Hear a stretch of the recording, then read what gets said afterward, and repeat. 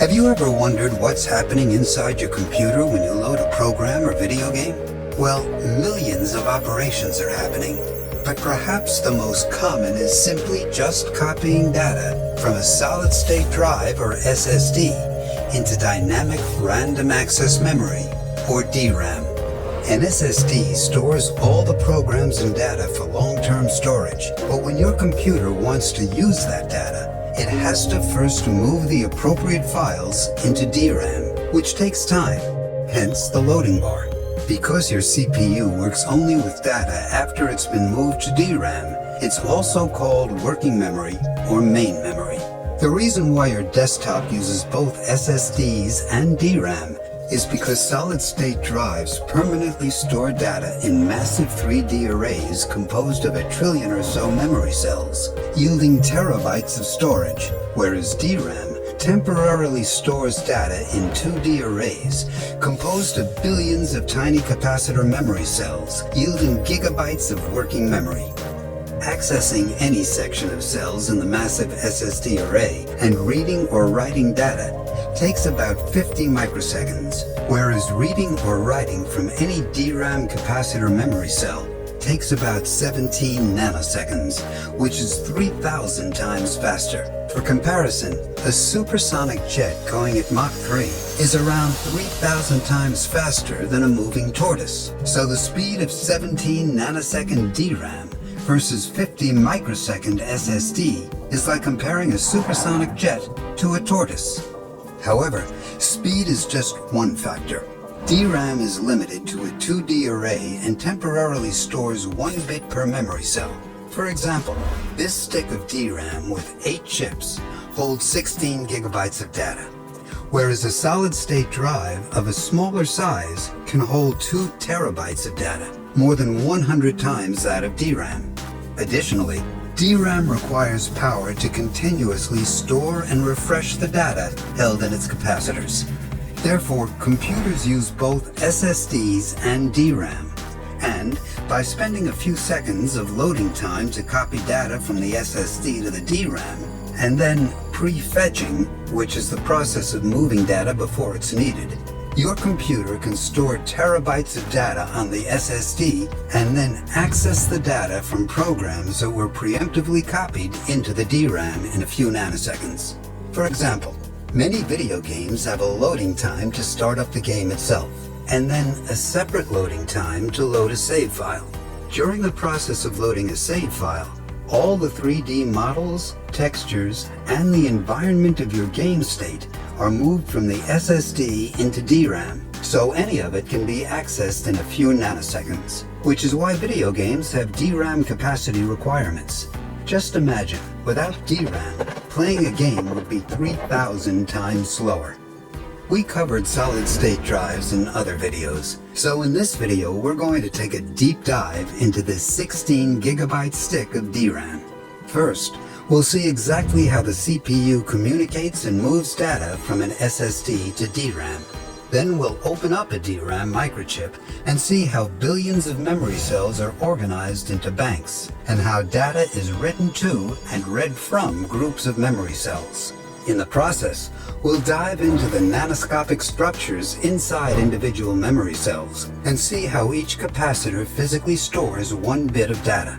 Finally, we'll explore some breakthroughs and optimizations, such as the burst buffer and folded DRAM layouts that enable DRAM to move data around at incredible speeds. This video is rather long, as it covers a lot of what there is to know around DRAM. We recommend watching it first at 1.25 times speed, and then a second time at 1.5 speed to fully comprehend this complex technology. Stick around, because this is going to be an incredibly detailed video. To start, a stick of DRAM is also called a dual inline memory module, or DIMM, and there are 8 DRAM chips on this particular DIMM. On the motherboard, there are 4 DRAM slots, and when plugged in, the DRAM is directly connected to the CPU via 2 memory channels that run through the motherboard. Note that the left 2 DRAM slots share these memory channels, and the right 2 share a separate channel. Let's move to look inside the CPU of the processor. Along with numerous cores and many other elements, we find the memory controller which manages and communicates with the DRAM. There's also a separate section for communicating with SSDs plugged into the M2 slots, and with SSDs and hard drives plugged into SATA connectors. Using these sections, along with data mapping tables, the CPU manages the flow of data from the SSD to DRAM, as well as from DRAM to cache memory for processing by the cores. Let's move back to see the memory channels. For DDR5, each memory channel is divided into two parts, Channel A and Channel B. These two memory channels, A and B, independently transfer 32 bits at a time using 32 data wires. Using 21 additional wires, each memory channel carries an address specifying where to read or write data, and using 7 control signal wires, commands are relayed. The addresses and commands are sent to and shared by all 4 chips on the memory channel, which work in parallel. However, the 32-bit data lines are divided among the chips, and thus each chip only reads or writes 8 bits at a time. Additionally, power for DRAM is supplied by the motherboard and managed by these chips on the stick itself. Next, let's open and look inside one of these DRAM microchips. Inside the exterior packaging, we find an interconnection matrix that connects the ball grid array at the bottom with a die, which is the main part of this microchip. This 2 GB DRAM die is organized into 8 bank groups, composed of 4 banks each, totaling 32 banks. Within each bank is a massive array, 65,536 memory cells tall by 8,192 cells across, essentially rows and columns in a grid, with tens of thousands of wires and supporting circuitry running outside each bank. Instead of looking at this die, we're going to transition to a functional diagram, and then reorganize the banks and bank groups. In order to access 17 billion memory cells, we need a 31-bit address. 3 bits are used to select the appropriate bank group, then 2 bits to select the bank. Next, 16 bits of the address are used to determine the exact row out of 65,000. Because this chip reads or writes 8 bits at a time, the 8,192 columns are grouped by 8 memory cells, all read or written at a time or by 8, and thus only 10 bits are needed for the column address. One optimization is that this 31-bit address is separated into 2 parts and sent using only 21 wires. First, the bank group, bank, and row address are sent, and then after that the column address. Next, we'll look inside these physical memory cells. But first, let's briefly talk about how these structures are manufactured. Let's get back to the details of how DRAM works and zoom in to explore a single memory cell situated in a massive array. This memory cell is called a 1T 1C cell and is a few dozen nanometers in size. It has 2 parts, a capacitor to store 1 bit of data in the form of electrical charges, or electrons, and a transistor to access and read or write data. The capacitor is shaped like a deep trench dug into silicon and is composed of 2 conductive surfaces separated by a dielectric insulator or barrier just a few atoms thick, which stops the flow of electrons but allows electric fields to pass through. If this capacitor is charged up with electrons to 1 volt, it's a binary 1. And if no charges are present and it's at 0 volts, it's a binary 0. And thus, this cell only holds 1 bit of data. Designs of capacitors are constantly evolving, but in this trench capacitor, the depth of the silicon is utilized to allow for larger capacitive storage, while taking up as little area as possible. Next, let's look at the access transistor and add in 2 wires. The word line wire connects to the gate of the transistor, while the bit line wire connects to the other side of the transistor's channel. Applying a voltage to the word line turns on the transistor, and while it's on, electrons can flow through the channel, thus connecting the capacitor to the bit line. This allows us to access and charge up the capacitor to write a 1 or discharge the capacitor to write a 0. Additionally, we can read the stored value in the capacitor by measuring the amount of charge. However, when the word line is off, the transistor is turned off, and the capacitor is isolated from the bit line, thus saving the data or charge that was previously written. Note that because this transistor is incredibly small, only a few dozen nanometers wide, electrons slowly leak across the channel, and thus, over time, the capacitor needs to be refreshed to recharge the leaked electrons. We'll cover exactly how refreshing memory cells works a little later. As mentioned earlier, this 1T1C memory cell is one of 17 billion inside this single die, and is organized into massive arrays called banks. So let's build a small array for illustrative purposes. In our array, each of the word lines is connected in rows, and then the bit lines are connected in columns. Word lines and bit lines are in different vertical layers, so one can cross over the other, and they never touch. Let's simplify the visual and use symbols for the capacitors and the transistors. Just as before, the word lines connect to each transistor's control gate in rows, and then all the bit lines in columns connect to the channel opposite each capacitor. As a result, when a word line is active, all the capacitors in only that row are connected to their corresponding bit lines, thereby activating all the memory cells in that row. At any given time, only one word line is active because if more than one word line were active, then multiple capacitors in a column would be connected to the bit line, and the data storage functionalities of these capacitors would interfere with one another, making them useless. As mentioned earlier, within a single bank there are 65,536 rows and 8,192 columns, and the 31-bit address is used to activate a group of just 8 memory cells. The first 5 bits select the bank, and the next 16 bits are sent to a row decoder to activate a single row. For example, this binary number turns on the word line row 27,524. Thus turning on all transistors in that row and connecting the 8,192 capacitors to their bit lines, while at the same time the other 65,000-ish word lines are all off. Here's the logic diagram for a simple decoder. The remaining 10 bits of the address are sent to the column multiplexer. This multiplexer takes in the 8,192 bit lines on the top, and, depending on the 10-bit address, connects a specific group of 8-bit lines to the 8 input and output I/O wires at the bottom. For example, if the 10-bit address were this, then only the bit lines 4,784 through 4,791 would be connected to the I/O wires, and the rest of the 8,000-ish bit lines would be connected to nothing.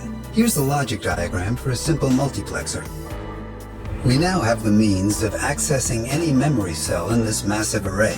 However, to understand the 3 basic operations, reading, writing, and refreshing, let's add 2 elements to our layout. A sense amplifier at the bottom of each bit line, and a read and write driver outside of the column multiplexer. Let's look at reading from a group of memory cells. First, the read command and 31-bit address are sent from the CPU to the DRAM. The first 5 bits select a specific bank. The next step is to turn off all the word lines in that bank, thereby isolating all the capacitors, and then pre-charge all 8,000-ish bit lines to 0.5 volts. Next, the 16-bit row address turns on a row, and all the capacitors in that row are connected to their bit lines. If an individual capacitor holds a 1 and is charged to 1 volt, then some charge flows from the capacitor onto the 0.5 volt bit line, and the voltage on the bit line increases.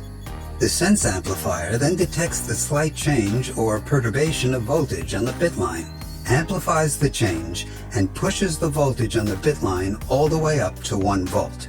However, if a 0 is stored in the capacitor, charge flows from the bit line into the capacitor, and the 0.5 volt bit line decreases in voltage, The sense amplifier then sees this change, amplifies it, and drives the bit line voltage down to 0 volts or ground. The sense amplifier is necessary because the capacitor is so small and the bit line is rather long, and thus the capacitor needs to have an additional component to sense and amplify whatever value is stored. Now, all 8,000-ish bit lines are driven to 1 volt or 0 volts, corresponding to the stored charge in the capacitors of the activated row, and this row is now considered open. Next, the column select multiplexer uses the 10-bit column address to connect the corresponding 8-bit lines to the read driver, which then sends these 8 values and voltages over the 8 data wires to the CPU. Writing data to these memory cells is similar to reading, however with a few key differences. First, the write command, address, and 8 bits to be written are sent to the DRAM chip. Next, just like before, the bank is selected, the capacitors are isolated, and the bit lines are pre-charged to 0.5 volts. Then, using a 16-bit address, a single row is activated, the capacitors perturb the bit line, and the sense amplifiers sense this and drive the bit lines to a 1 or 0, thus opening the row.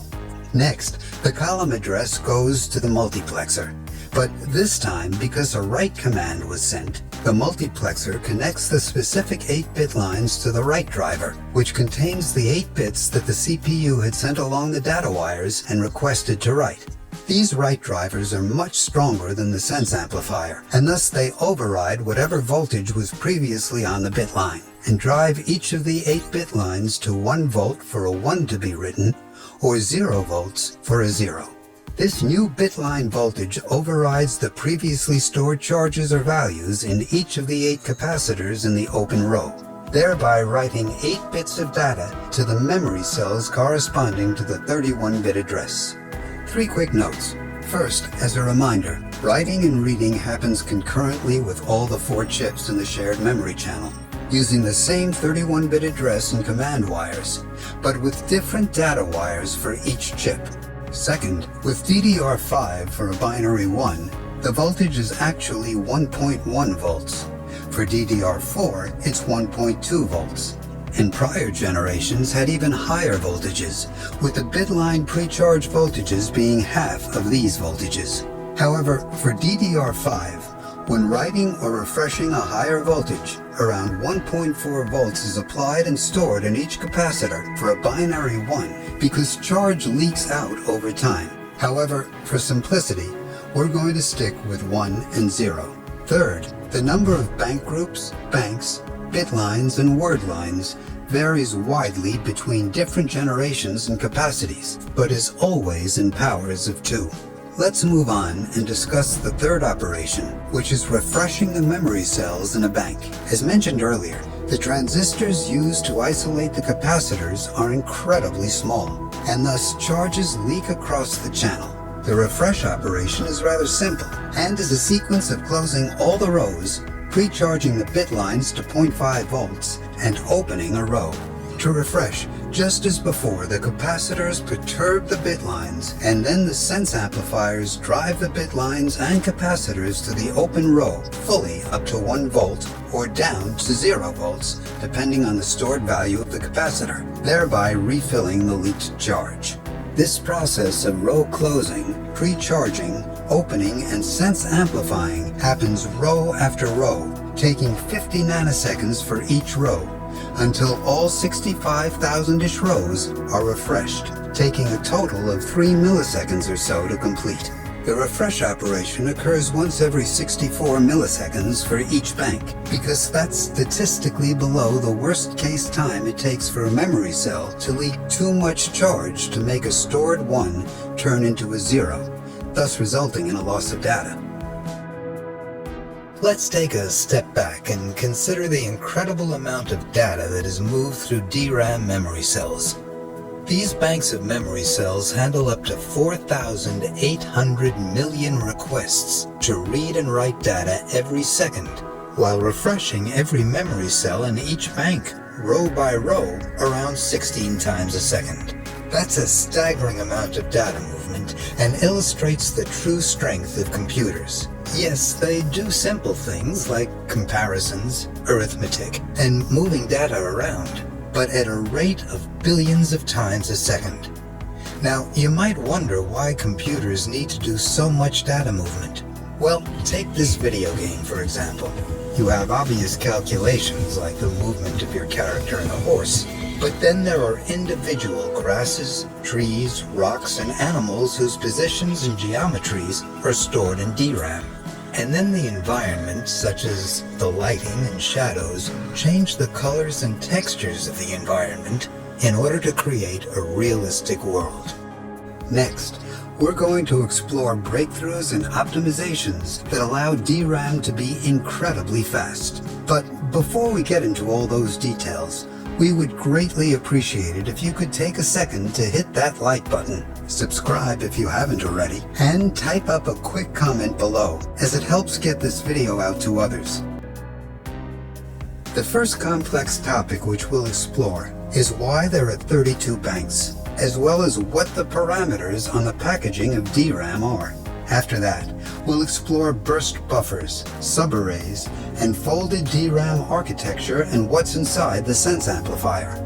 Let's take a look at the banks. As mentioned earlier, opening a single row within a bank requires all these steps, and this process takes time. However, if a row were already open, we could read or write to any section of 8 memory cells using only the 10-bit column address and the column select multiplexer.